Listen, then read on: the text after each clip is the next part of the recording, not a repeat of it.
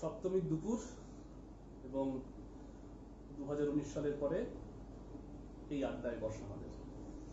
2020-তে আমরা বসতে পারিনি করোনা আমলে, কারণ সবাই তেমন সময়ের মধ্যে দিয়ে আমরা গিয়েছি, সেই স্মৃতি ভোলার নয় এই জীবনে। এবং সেই সময় পুজো ঠাকুর দেখা বা আড্ডা দিতে বসা কোনোটাই মানসিকতা আমাদের ছিল না, আপনাদেরও নিশ্চয়ই ছিল না।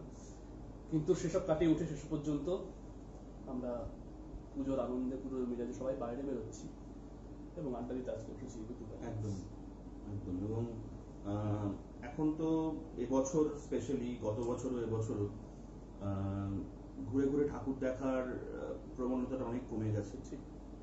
তাই এই দুপুরবেলা আপনাদের সঙ্গে যদি আড্ডাটা ভাগ করে নেওয়া যায়, সেই উদ্দেশ্যেই আসা আর কি ফেসবুক লাইভে। তো আশা করছি সবার সপ্তমী ভালোই কাটছে এবং পুজোর আগামী যে দিনগুলো রয়েছে সেগুলো ভালোই কাটবে।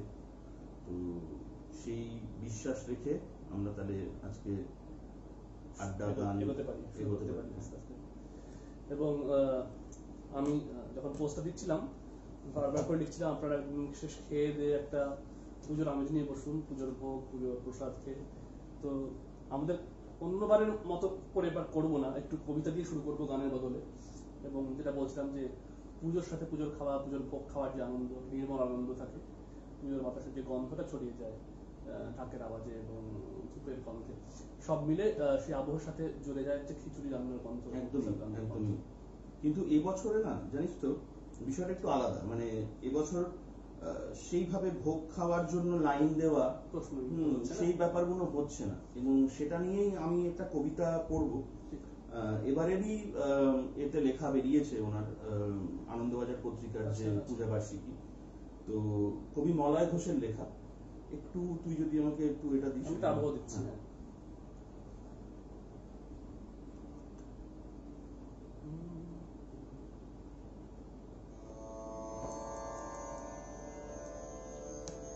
কবিতার নাম মধ্য দুপুরে খিচুড়ি ভোগের গন্ধ। কবি মলয় ঘোষ। শরতের রোদ্দুর এসে লকডাউনে বন্ধ থাকা হাই স্কুলের পাঁচিল টপকাল। এত বেলা, কেউ তো কোথাও নেই। ক্লাসরুমে ঝুলে আছে সার সার তালা। ছাদের কার্নিশে মুখ পোড়া ঘুড়িটির ছ্যাঁতরানো বুকের খাঁচাটি নড়ে দমকা হাওয়ায়। স্কুলের ভেতর সারাটি দুপুর নিঝুম চারপাশ। প্রার্থনা মাঠ কিংবা পেছনের ফুটবল বারপোস্টের গায়ে একে একে বেড়ে ওঠা ঝোপঝাড় আগাছায় শরতের কিছু সাদা কাশ। মাথা তুলে উকি দেয় উঁচুতে আকাশ। সেবারও খুব ধুম পুজোতে আমাদের পাড়ায়। অষ্টমীর খিচুড়ি ভোগ রেধে বেড়ে খাওয়া হাই স্কুলের টানা বারান্দায়। এবারও এসেছে শরৎ, তবে চুপি সারে মারির দিনে। পুরানো স্মৃতিরা ছড়ানো ফের। মধ্য দুপুরে হঠাৎ খিচুড়ি ভোগের গন্ধ তুমুল, চেনা চেনা শরতের হাওয়ায়। এবং এই সময়ের মধ্যে যে পরিবর্তনগুলো পুজো, সেটা খুব সুন্দরভাবে তুলে ধরেছেন কবি। যে এই সিচুয়েশনে আগেকার যখন সময় ছিল তখন ভোগ খাওয়ার জন্য একটা ধুম পড়তো, কিন্তু আজকে সেই গন্ধটা পাচ্ছি। হয়তো সেই গন্ধটা মনের মধ্যে আছে বলে পাচ্ছি, কিন্তু এটা মানে রিয়েল লাইফে দেখতে পাচ্ছি না, স্মৃতিমৃদু হয়ে যাচ্ছে। এবং এই ভাবনা থেকে আমরা তো জানি যে দুর্গার যে রূপ, তিনি ভয়হারিণী রূপ এবং দুর্গতি নাশিনী রূপ। এটা খুবই একটা ক্লিশে শুনতে, কিন্তু কথাটা সত্যি। আমাদের দৈনন্দিনতায় বা জীবনে দুর্গা ভাবেই জড়িয়ে থাকে। তো সেই ভাবনা থেকে একটি গান আমি এখন গাইব। এটি একটি পুরোনো কম্পোজিশন বলতে গেলে, দাশরথী রায়ের লেখা, অনেক পুরোনো লেখা, কিন্তু সুর দিয়েছেন আজকের দিনে আমাদের প্রণম্য শিল্পী, সবার পরিচিত শ্রীকান্ত আচার্য, এবং দিয়েছেন স্নিগ্ধদেব সেনগুপ্ত বলে এখনকার একজন শিল্পী। বাংলা গানকে যারা প্রত্যেক মুহূর্তে বিদ্ধ করছেন এবং নতুন বাংলা গানকে পথ দেখাচ্ছে। তো তার গানে গান দিয়ে শুরু করছি আজকে আমার প্রথম গান, ত্রিগুণধার্মী বলে একটি গান, গানটি বেরিয়েছিল গত 1 কি 2 বছর আগে পুজোর সময়।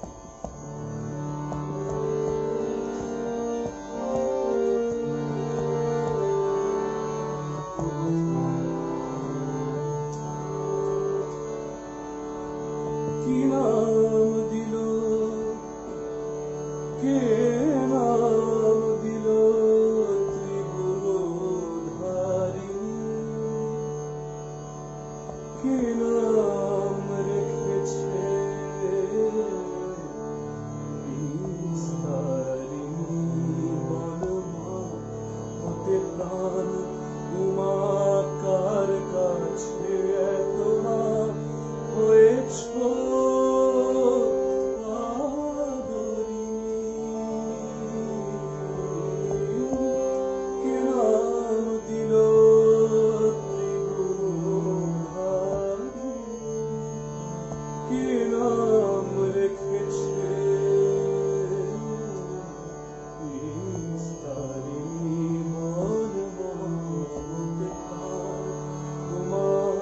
কার কাছে তোমার হয়েছ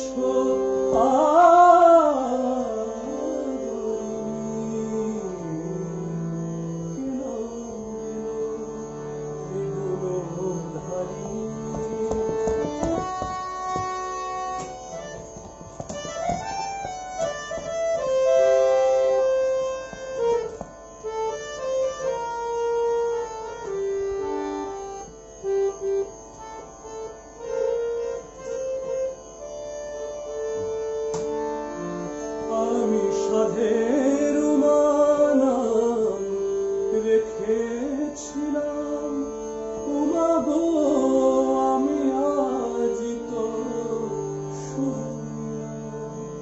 আমি সাধের উমানাম রেখেছিলাম, উমা গো আমি আজ তো শুনলাম। সবে নাকি রেখেছে তোর দুঃখের নাম ভবনাশিনী, ভয়হারিণী ভয়হারিণী।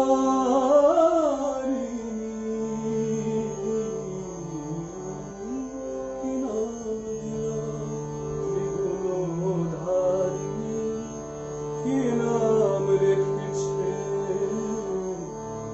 বিস্তারিণী,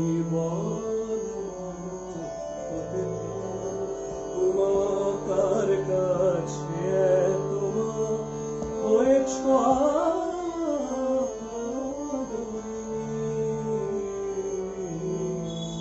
কি নাম দিল ত্রিগুণধারিণী, কি নাম দিল ত্রিগুণধারিণী, কি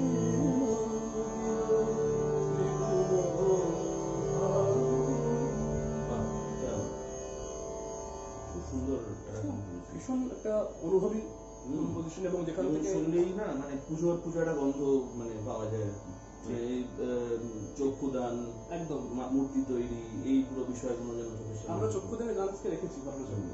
এই চক্ষুদানের কথা আমরা আসবো অনুষ্ঠানে একটু পরবর্তী পর্বে, কারণ আমরা আজকে ভেবেছি ভাবেই যে অনুষ্ঠানের নামটা আমরা দিয়েছি ওই জন্য অনুভবের গান, অনুরাগের কবিতা।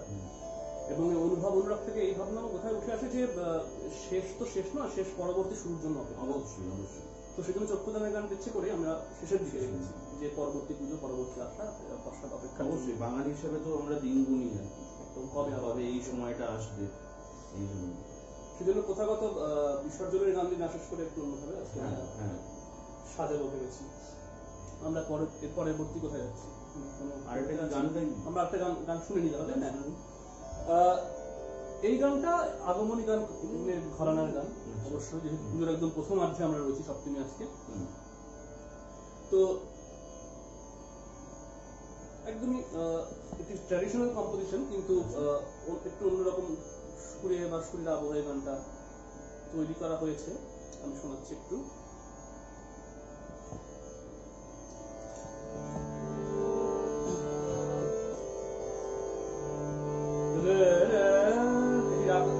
সাহানা আশ্রিত গান। কেমন করে হরের ঘরে ছিলি উমা বল যে আগমনীটা অর্থাৎ মানে দুর্গার বাপের বাড়ি থেকে ফেরার হ্যাঁ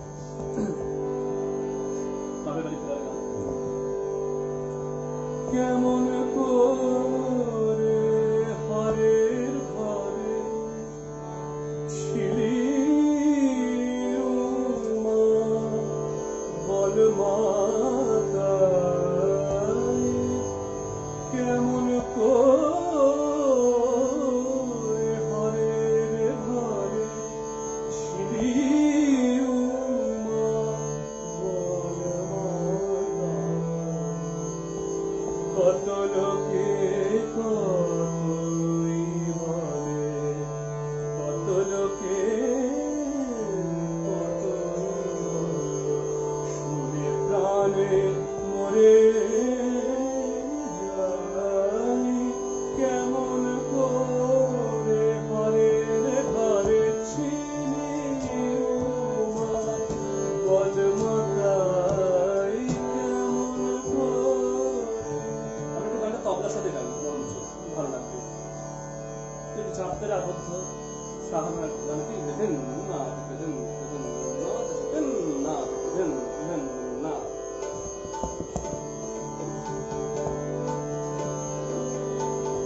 কেমন করে হরের ঘরে ছিলি বল মাতাই, কেমন করে হরের ঘরে ছিলি মা, বল মাতাই। কত লোকে কতই বলে, শুনে প্রাণে মরে যাই। কেমন করে হরের ঘরে ছিলি মার প্রাণে কি ধৈর্য ধরে, জামাই নাকি ভিক্ষা করে। মার প্রাণে কি ধৈর্য ধরে, জামাই নাকি ভিক্ষা করে। এবার নিতে এলে পরে, এবার নিতে এলে পরে, বলবো আমার ঘরে নাই। এবার নিতে এলে পরে, বলবো ঘরে নাই। কত লোকে কতই বলে, শুনে প্রাণে মরে যাই। কেমন করে হরের ঘরে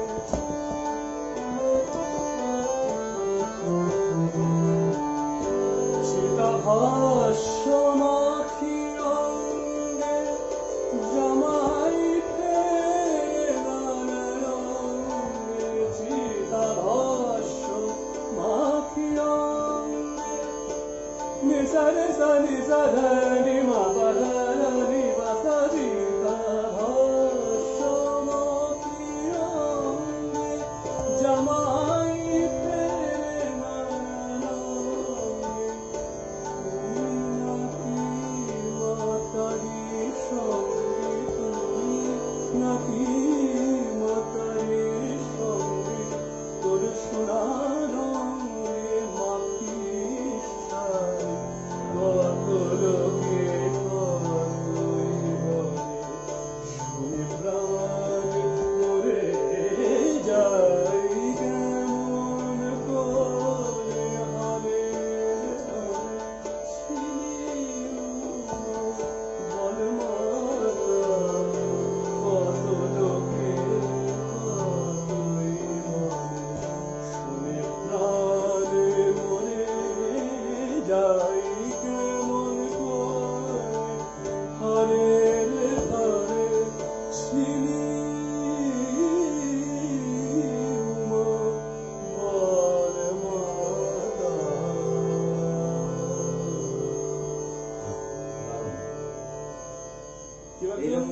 মহারাজও একটি সাজের অনুরোধ জানিয়েছিলেন, দেখতে পাচ্ছি এখান থেকে। আমরা গাইবো ছোট্ট করে দু লাইন। হ্যাঁ, কিছুটা বলছি।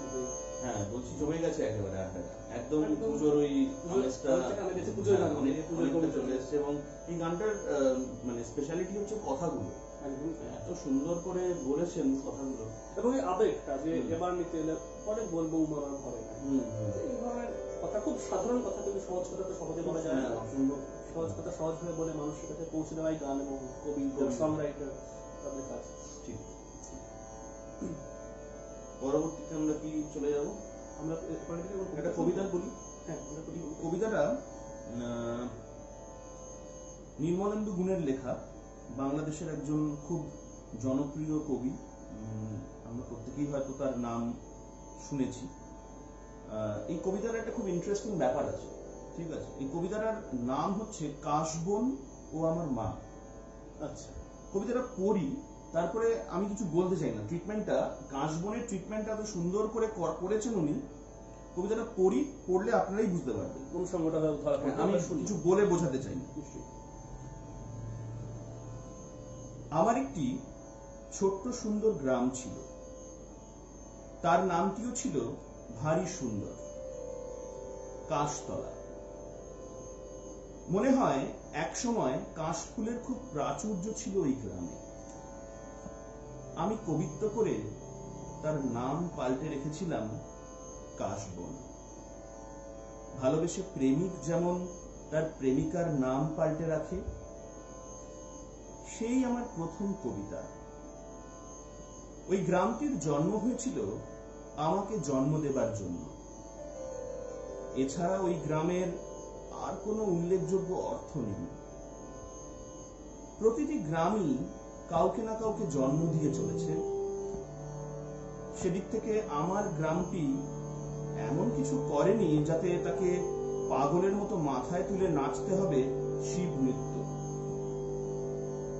তবু নব কবিত্বের উন্মত্ততায় এই জীর্ণ শীর্ণ দেহেও আমি আমার আদুরে গ্রামটিকে মাথায় নিয়ে বেশ কিছুদিন নৃত্য করেছি।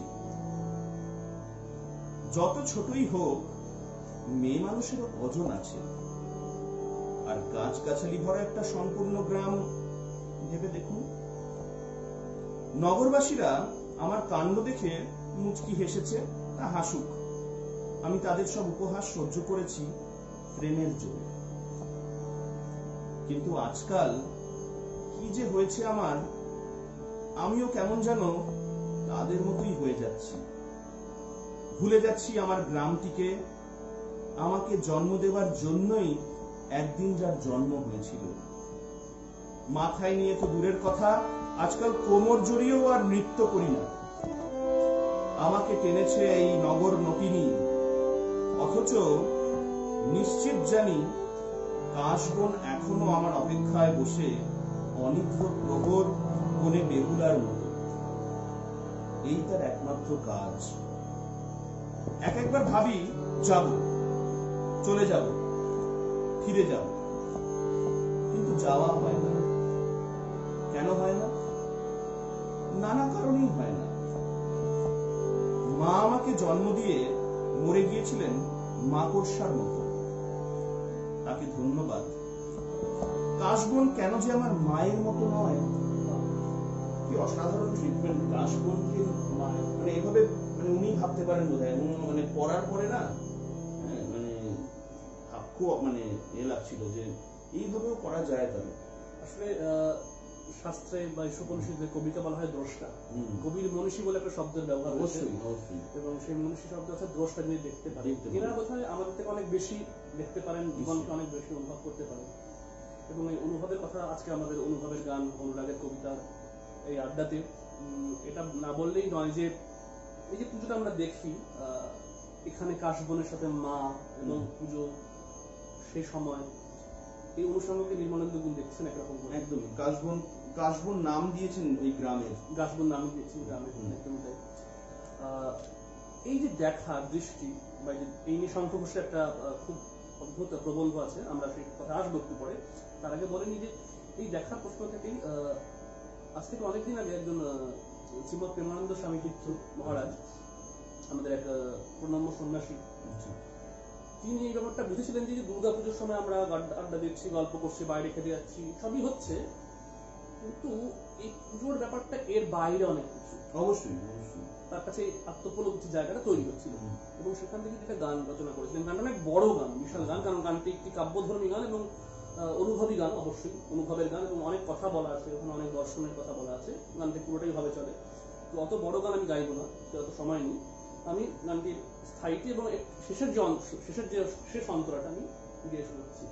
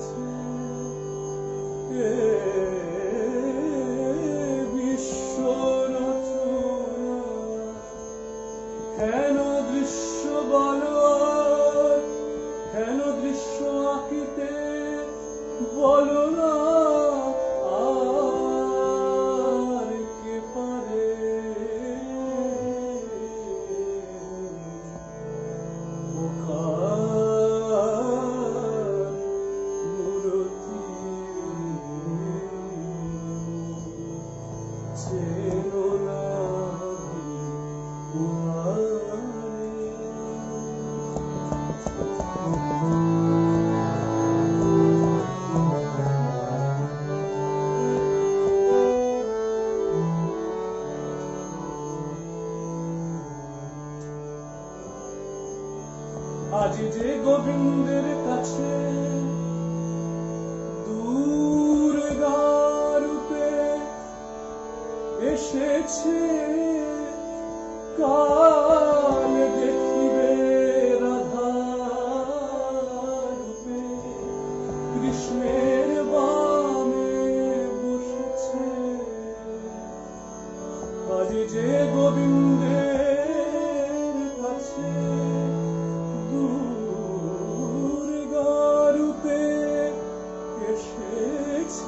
কাল দেখিবে রাধা রূপে কৃষ্ণের বামে বসেছে। তাই তো বলি ও কায়া, ও কিছু নয় শুধু আমি, তাই তো বলি ও কায়া, ও কিছু নয় শুধু ধরলে পরে জ্ঞানের আলো,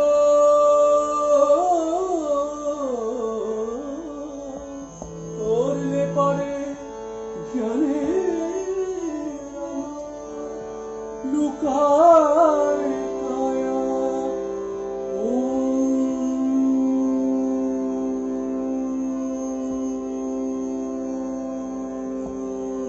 করে, করলে পরে জ্ঞানের আলো লুকায় কায়া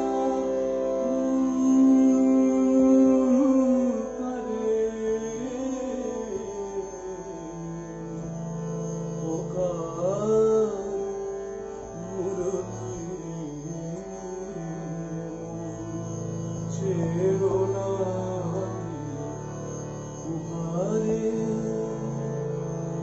ওই তো করেছে বিশ্ব রচনা, হেন দৃশ্য বলো থাকিতে আর কে পারে ও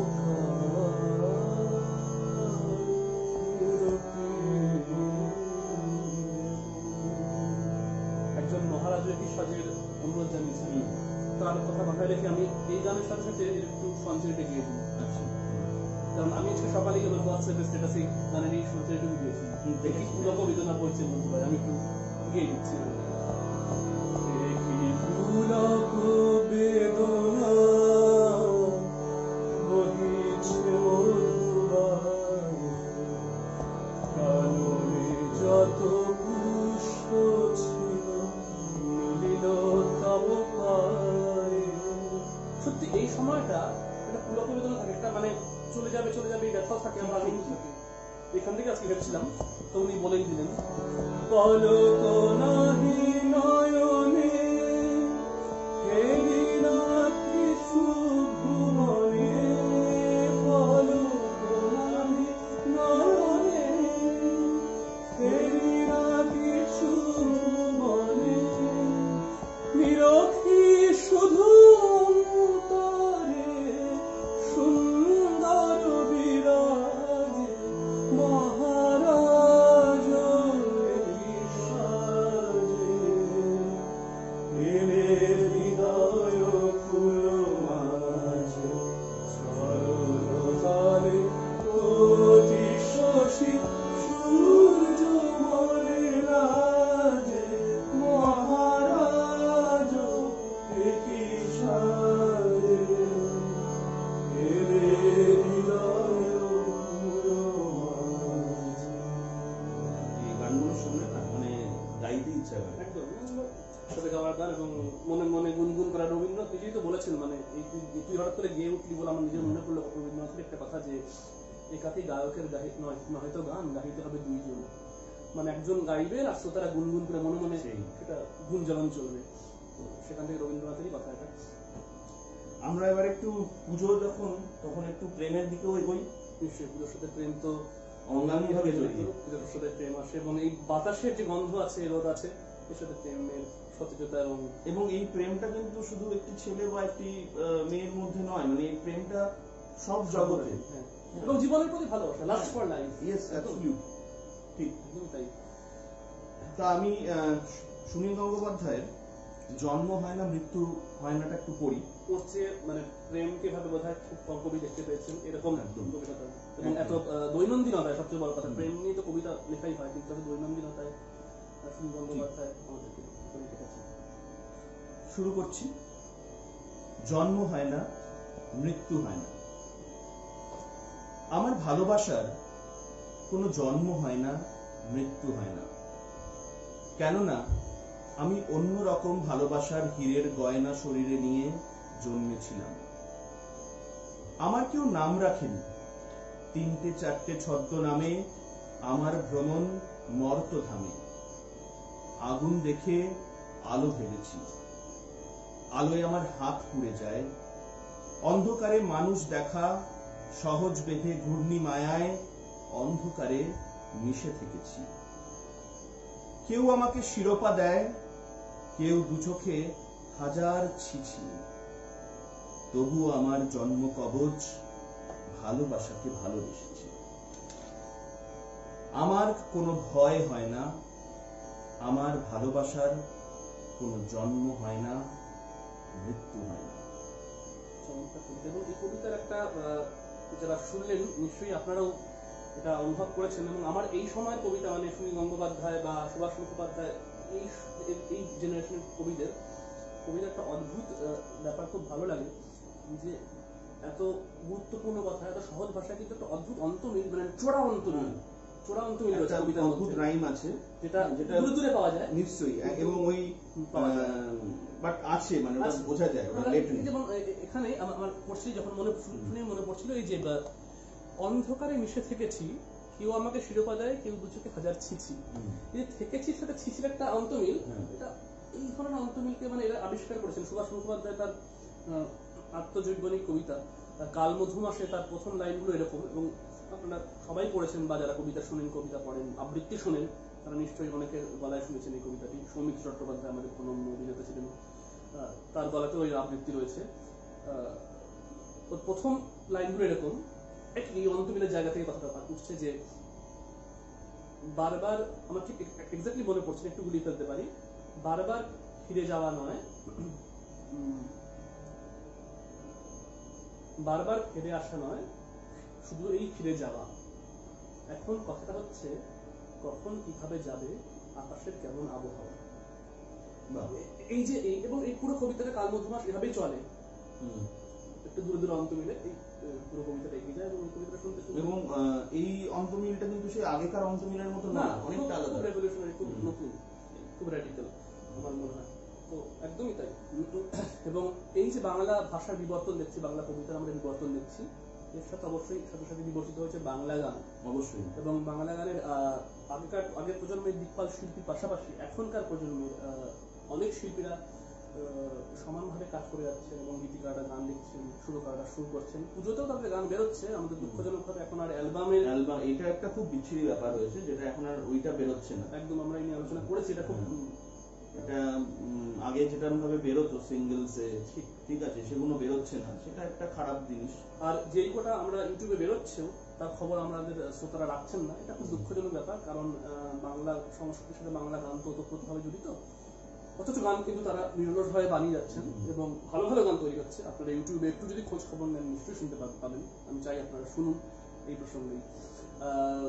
সেরকম একটি গান গাইছি, আজ এখনকার দিনের অন্যতম একজন গীতিকার অঞ্জন মজুমদার, এবং সুরকার এবং তার একজন স্রষ্টা এবং শিক্ষকও বটে বাংলা গান এবং শাস্ত্রীয় সঙ্গীতে। তার লেখা সুরে, কথা সুরে, এবং আমি প্রথম যে গানটি গাইলাম ত্রিগুণধারণী, সেই স্নিগ্ধদের গলার এই গানটি প্রকাশিত হয়েছিল কয়েক বছর আগে, 5-6 বছর আগে। সেই গানটি শোনাচ্ছি আমি।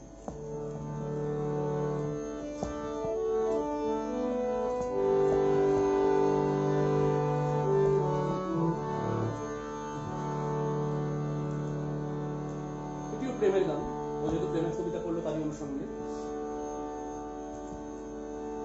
ভালোবাসা সত্যি কথা, মৃত্যু জন্ম হয় না, মৃত্যু হয় না। তোমার মুখটা দেখে শান্তি পাই, তোমায় সামনে রেখে নিজেকে জুড়াই। তুমি কি জানো, তুমি কি আমার কাছে নিজেকে অন্য রূপে দেখাতে আছি। এই গানটির মধ্যে এই তুমি কি জানো, তুমি কি আমার কাছে, এই কথাটা কিভাবে বিবর্তন হচ্ছে আপনি দেখুন। গানটার কথার মধ্যে কথাটি ঘুরে ঘুরে আসবে, কিন্তু বিভিন্ন ভাবে ঘুরে ঘুরে আসবে। একটু মন দিয়ে শুনলে এই বিবর্তনটা লক্ষ্য করা যাবে। তোমার মুখটা দেখে শান্তি পাই, তোমায় সামনে রেখে নিজেকে জুড়াই। তুমি কি জানো, তুমি কি আমার কাছে নিজেকে অন্য রূপে কি দেখাতে আছে। তোমার মুখটা দেখে শান্তি পাই, তোমায় সামনে রেখে নিজেকে জুড়াই।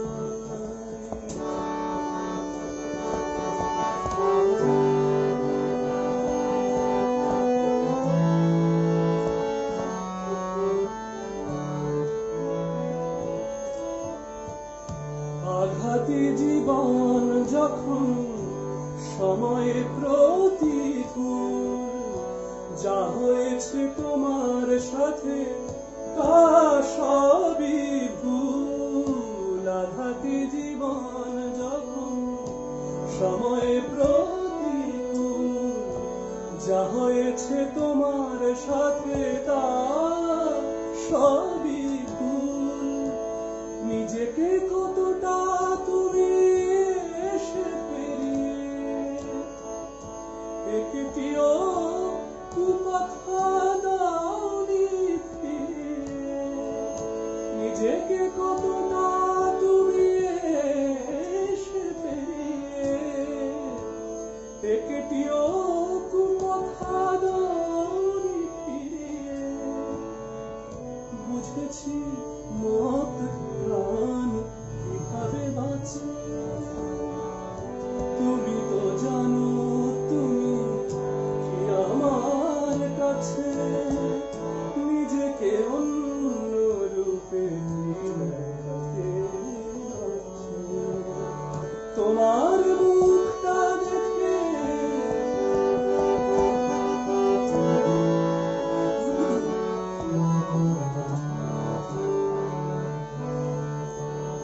আজ তবে কেন তোমায় এলোমেলো দেখি, নিজের কাছে নিজে হেরে গেলে কি? আজ তবে কেন তোমায় এলোমেলো দেখি, নিজের কাছে নিজে হেরে গেলে কি? যে মানুষ এত ঝড় ঝাপটার পরে বুকে পাষাণ চেপে স্নেহ দিতে পারে, হেরে যাওয়ার কি কখনো সাজে? তুমি কি জানো তুমি কি আমার কাছে নিজেকে অন্য রূপে কি দেখাচ্ছি? তোমার মুখটা দেখে শান্তি পাই, তোমার সামনে রেখে নিজেকে জুড়াই। তুমি তো জানো তুমি কি আমার কাছে নিজেকে অন্য রূপে কি দেখাতে আছে? অ্যাকচুয়ালি এই গানগুলো শুনলে না মানে ভাবতে ভালো লাগে যে এখনো এই গানগুলো তৈরি হচ্ছে। হয় একদমই। এই যে ওনারই লেখা ওই গানটা যেটা আমরা আগের দিন গাইছিলাম বসে, কি এমন হয়েছে? কি এমন হয়েছিল। একদমই আমরা খুব ভাগ্যবান যে আমরা বাংলা গানের এই বিবর্তন দেখেছি, বাংলা গানের শেখা লেখা দেখছি, এবং এই এই ধরনের শিল্পীরা যখন গান তৈরি করছেন সেই সময় আমরা বেঁচে আছি। এবং আজকেও যখন ওই পণ্ডিত অজয় চক্রবর্তীর পেজের মানে ইউটিউব পেজে যেটা প্রত্যেকদিন উনি করছেন, আজকেও গানগুলো শুনছিলাম, মানে এটা একটা মানে খুব ভালো ব্যাপার, মানে পুজোর সময় এই নতুন গানগুলো শুনতে পাওয়া, সেটা বিভিন্ন রকমের হতে পারে। এবং এই প্রসঙ্গে বলে রাখি, যেটা আমরা আলোচনা করেছিলাম যে নিজেদের মধ্যে আপনাদেরও বলে রাখি, পঞ্চমী থেকে দশমী অবধি প্রত্যেক দিন গুরুজি মানে আমার গুরুজি পণ্ডিত অজয় চক্রবর্তীর পেজ থেকে দুটো করে পুজোর গান বেরোচ্ছে, সকাল এবং সকালে এবং সন্ধ্যাবেলা করে। তো আপনারা শুনবেন, অলরেডি বেশ কিছু গান বেরিয়ে গিয়েছে, আর বাকি আজকেও সন্ধ্যাবেলা বেরোবে এবং দশমী অবধি যখন গান বেরোবে। এটা খুব সুন্দর উদ্যোগ, ভীষণ একটা গুরুজি করছেন, এবং সত্যি এবং সবাইকে নিয়ে করছেন। শুধু গান তো মানে গায়কের সম্পদ নয়, এর সাথে গানের যারা নেপথ্যে যারা কাজ করেন, সঙ্গীত মানে আবহ তৈরি করেন, যারা যারা যন্ত্রের সঙ্গে থাকেন, যারা লেখক, যারা যখন গানটার ভিডিও তৈরি হয়, প্রোডাকশন হয়, তার ভিডিও তৈরি করেন, যারা এডিটিং করেন, সব মিলে একটা গান আপনাদের কাছে পৌঁছে যায়। তো রেকর্ডিং হয়, রেকর্ডিং স্টুডিও কর্মচারীরা থাকেন, তো এটা একটা অবশ্যই সবার জন্য ভালো একটা একদমই তাই।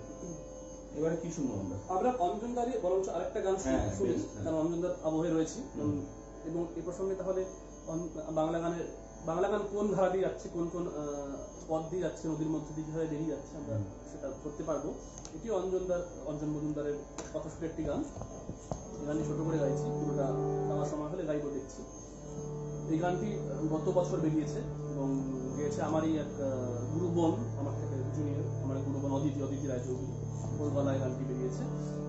গানটি গাইছে, অসাধারণ একটি গান।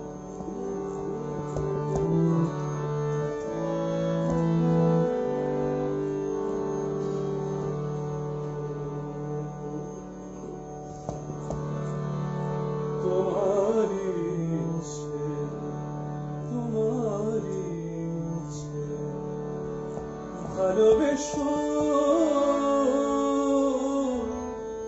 ভালোবেসো তোমারই ইচ্ছে, ভালোবেসো ভালোবেসো যদি নাই বাসো তার কারণ জানাতে এসো না, যদি নাই বাসো তার কারণ জানাতে এসো না, তোমার ইচ্ছে ভালোবেসো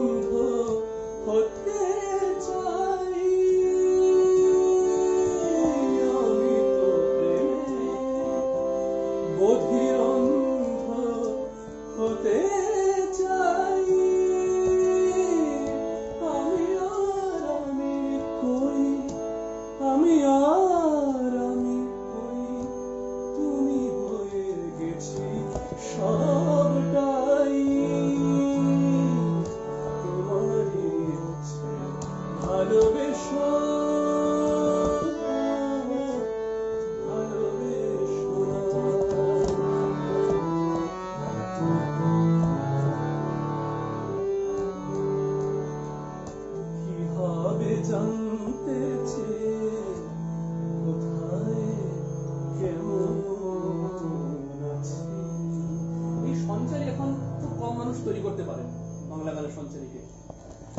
কিভাবে জানতে চেয়ে কোথায় কেমন আছি, এই জনারণ্যে এক কোণে নিজের মতন আছি। কিভাবে জানতে চেয়ে কোথায় কেমন আছি,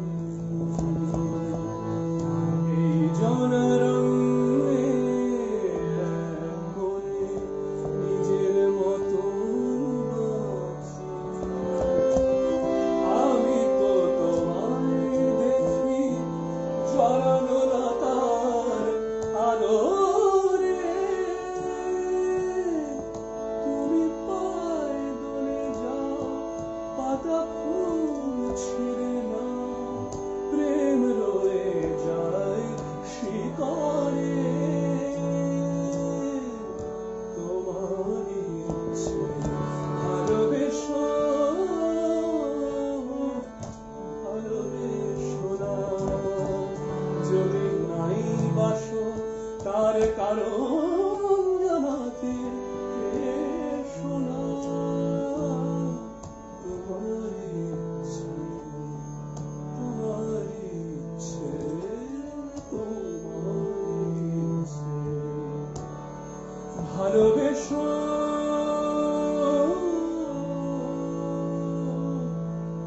ভালোবেসো না। কি সুন্দর কথা। এবং এই কথার সূত্র ধরেই যেটা বলতে চাই সেটা হচ্ছে যে বলছেন এখানে কি যে ভালোবেসো কিংবা ভালোবেসো না, আমার ইচ্ছে। তোমার ইচ্ছে, কিন্তু ভালোবেসো না যে সেটা বলতে এসো। বলতে শোনা। তার কারণ জানতে আমি মানে ওই ভালোবাসার ভাবনাটা নিয়েই থাকতে চাই। যে কোনো জায়গায় থাকি, যে কোনো পৃথিবীর যে কোনো কর্নারে থাকি, আমি একদম। ওইটা নিয়েই থাকতে চাই, ওই বিশ্বাসটা নিয়েই থাকতে চাই। ঠিক সেরকমই এডমান্ড স্পেন্সার, ঠিক আছে, উনি একই এই বিশ্বাস, এই ভালোবাসার প্রতি বিশ্বাস এবং এই লেখার মাধ্যমে ভালোবাসাটাকে কিভাবে অমর করে তোলা যায় সেই কথাই বলছেন। ঠিক আছে, মানে মানে কোথাও গিয়ে না সবকিছু যেন সেম, মানে লেখাগুলো, ভাবনাগুলো, অনুভবগুলো। অরুণ কুমার সরকারের কথা যে সমস্ত কবিতাই পুনর্লিখিত কবিতা, ঠিক, একদমই ঠিক। তাই, তাই তো। আচ্ছা, আমি স্পেন্সার, এডমান্ড স্পেন্সারের একটি কালেকশন, 88 সনেটস কালেকশন, অমরেত্তি, তাবর্তি, হ্যাঁ। হ্যাঁ, সেখান থেকে আমি একটু একটা সনেট পড়ছি, দেখুন শুনে। তারপরে একটা রেফারেন্সটাও বলবো আমাদের বাংলা গানে ঠিক ওই গানটাই কিভাবে হ্যাঁ, হ্যাঁ, হ্যাঁ। হেমন্ত মুখোপাধ্যায় গলায়, হ্যাঁ, আমি পড়ি আর কি। One day I wrote a name upon the strand, but came the waves and washed it away. Again I wrote it with the second hand, but came the tide and made my pains astray. Vain man, said she, that doest in vain essay, a mortal thing so to immortalize, for I myself shall like to this decay, and eke my name be wiped out likewise. Not so could I let baser things devise to die in dust, but you shall leave by fame. My verse your virtues rare shall eternize, and in the heavens write your glorious name, where Venus' death shall all the world subdue, our love shall leave and later life renew. ঠিক এই কবিতাটা যদি পড়ার পরেই ওই হেমন্ত মুখোপাধ্যায়ের গানটা দু লাইন যদি গুনগুন করিস,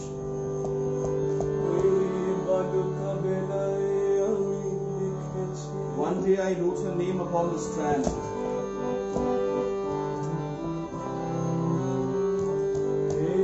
বালুকা বেলায় আমি লিখেছি একটি সে নাম, আমি লিখেছি আজ সাগরের ঢেউ দিয়ে তার যেন মুছে But came the waves and washed it away. একদমই অনুরাগ সাগরের ঢেউ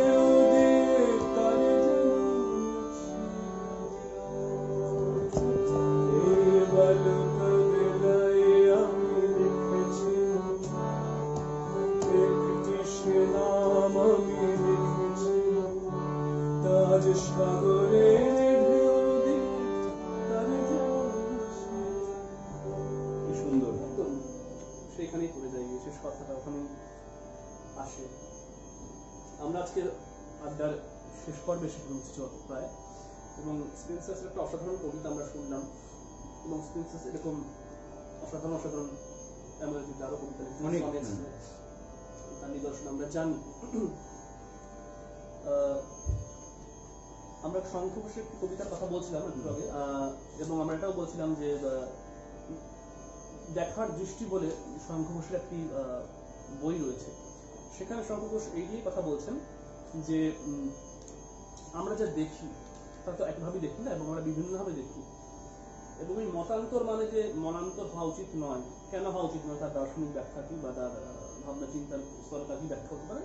তিনি বলছেন এই দেখার দৃষ্টির বিভিন্নতা বা ভিন্ন রুচির অধিকার বলেও শঙ্খ ঘোষের আরেকটি বই রয়েছে, সেখানেও এর কথা রয়েছে, এবং দুর্ভাগ্যজনকভাবে আমরা এবছর হারিয়েছি বাংলা ভাষার এবং এই আড্ডা নিয়ে বসবো বলে কিছু কবিতা পড়ছিলাম। কয়েক বছর আগে শারদীয়ার যে পূজাবার্ষিকী হয় তাতে শঙ্খ ঘোষের লেখা বেরিয়েছিল, এবং এবছর আর নেই বলে আর পেলাম না আমরা লেখা। আমি ওই কয়েক বছর আগে প্রকাশিত একটি কবিতা শঙ্খ ঘোষের লেখা আমি একটু পড়ছি, এভাবেই হয়তো ওনাকে ট্রিবিউট জানানো যেতে পারে।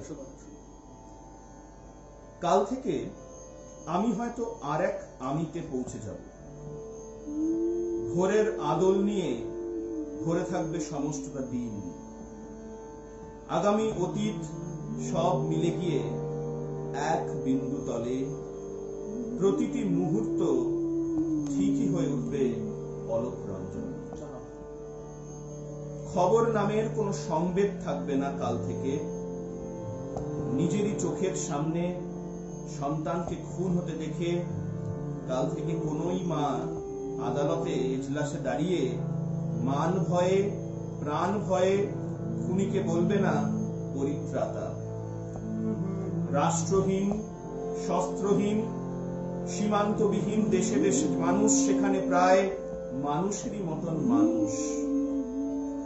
ঈশ্বর কোথায় বললে এ ওকে দেখাবে পরস্পর, বিধর্মী শব্দের কোনো মানেই থাকবে না কাল থেকে। অভিধানে সর্বহারা দলিত অচ্যুত শব্দগুলো খুঁজেও পাবে না কেউ। ঘরে পথে শিশু সূর্যদল দুর্বাদামে ভরে দেবে হৃদয় প্রান্তর কাল থেকে। কাল থেকে এই আমি থাকবো না মাত্র এই আমি, প্রবাহনে জেগে যাব এ বসুধা আজও বীজ প্রশ্ন। দূর দিগন্তে শুভ্র মেঘের ভেলা কে ভাসালো। গানটি গত বছরের আগের বছর সম্ভবত বেরিয়েছিল, আমার গুরু দাদা অনন্দার গাওয়া গান, পুজোর উপলক্ষে আমাদের দুজনের খুব প্রিয় গান। এটি লাইভে আমি কোনোদিন গাইনি, তাই আজকের লাইভে চেষ্টা করছি। খুব সহজ নয় গানটি গাওয়া। দূর দিগন্তে শুভ্র মেঘের ভেলা কে ভাসালো, শারদ প্রভাতে গানে গানে কে ভাঙালো, কে ভাঙালো। দূর দিগন্তে শুভ্র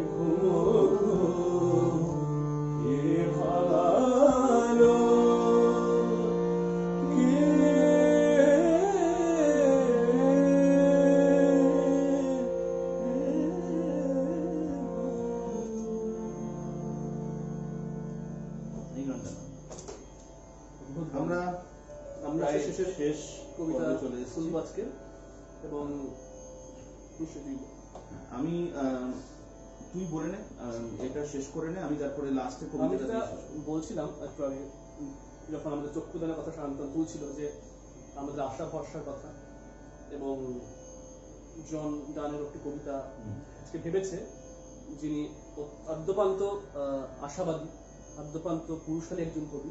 তার কবিতার মধ্যে কোনো ন্যাকামো নেই, সে অর্থে একদম খুব বোল্ড একটা ভয়েস পাই আমরা।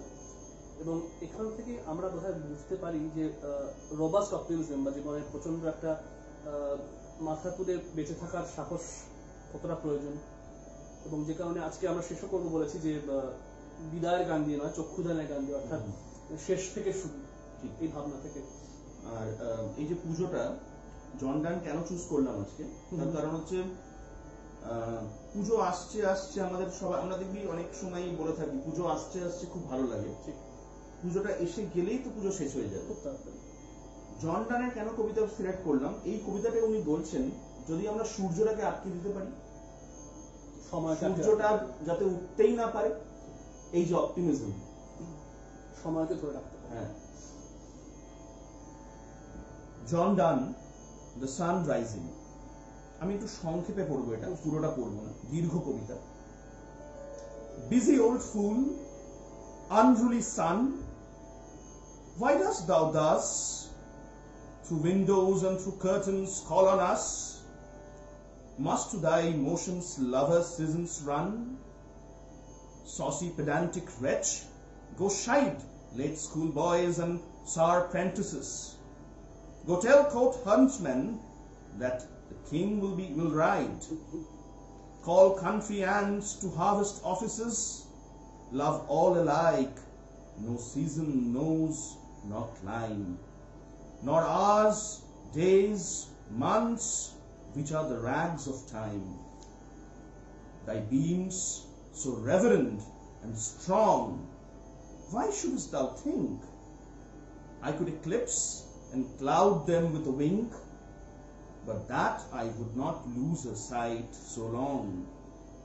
If her eyes have not blinded thine, look, and tomorrow late tell me whether both Indians of spice and mine. আমি এই অবধি থামছি। এখানে এক প্রেমিক এবং তার প্রেমিকা, দেখতে পাচ্ছে মানে সূর্য উঠেছে, জানলা দিয়ে সূর্যের রে এসে পৌঁছচ্ছে, সেখান থেকে এই কবিতাটির জন্ম। ডান বলতে চাইছেন যে সূর্য ওঠা যদি বন্ধ হয়ে যেত, if you could have stopped the time, যেটা মার্ভেলও বলেছেন ওনার কবিতায়, ঠিক আছে, এবং কি অদ্ভুতভাবে টাইমস উইংড চ্যারিয়েট, একদম, হ্যাঁ হ্যাঁ।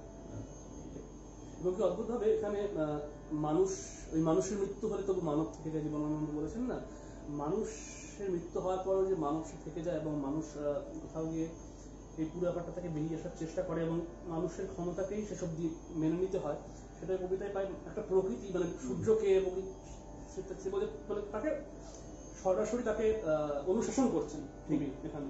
সেখানেই তো অপটিমিজমটা লুকিয়ে আছে। একদমই তাই। এটাই এই কবিতার হয়তো একটা খুব মানে বিশাল জায়গা আমাদের ভাবনা চিন্তা। যাই হোক, আমরা আজকের যেটা বলছিলাম যে আজকের ভাবনার এটাই যে পুজো শুরু হয় চক্ষুদান দিয়ে। আজকে সকালবেলা অনেকদিন পরে, যদিও প্রত্যেক বছর আগেই দেখি, এবছর একটু ভুলে গেছিলাম, পরে দেখেছিলাম যে জয় বাবা সিনেমাটা চালিয়ে চালিয়ে দেখছিলাম, এবং সেখানে সেই চক্ষুদান দৃশ্য রয়েছে, এবং সিনেমাটা একদম প্রতিমা গড়ে তোলা একটা দৃশ্য রয়েছে। তো এই ঘটনাগুলো মনে পড়ে পুজো আসলে একদমই আনুষঙ্গিকভাবে। তো সেই কথা মাথায় রেখে চক্ষুদানের গান দিয়ে আজকে শেষ করবো। এই গানটি চক্ষুদানের গান।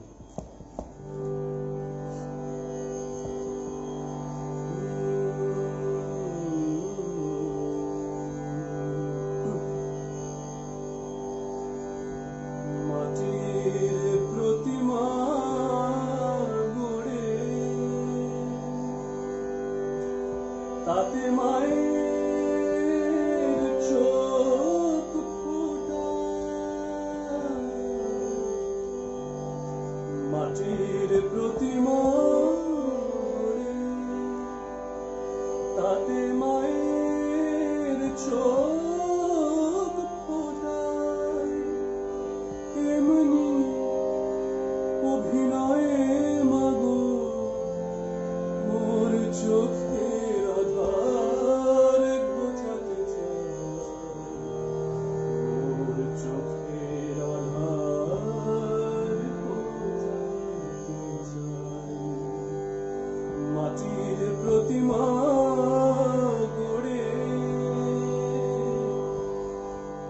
মায়ের চোখ ফোটায় এমনি অভিনয়ে মাগো ওর চোখের আধার ঘোচাতে চায় ওর চোখের আধার ঘোচাতে চায় মাটির প্রতিমা গড়ে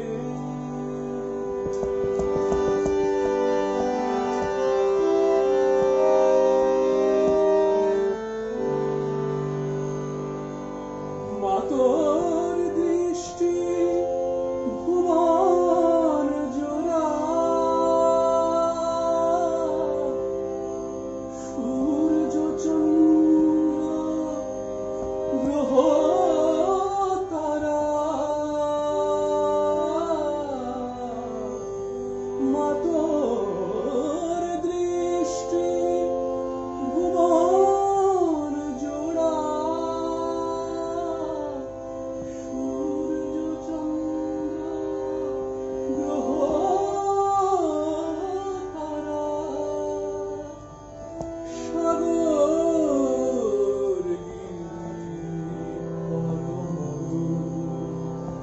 সাগর কিছুই নয় তোর দৃষ্টি ছাড়া আমার জ্ঞান চক্ষু খুলে দেওয়া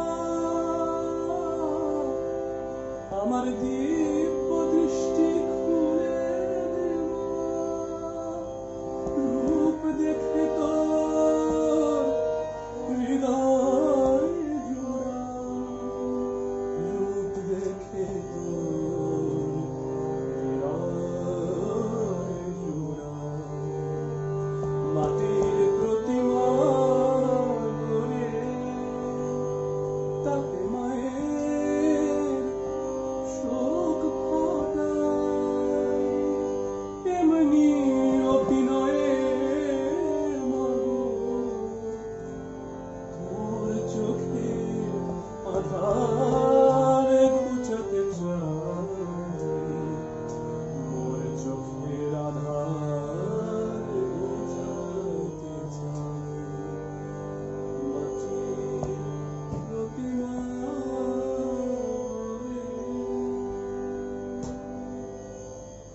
সবাই ভালো থাকুন পুজো খুব ভালো কাটুক শুভ সপ্তমী শুভেচ্ছা এবং পুজো সবার খুব আনন্দে সুন্দর কাটুক এই আশা রাখছি নমস্কার।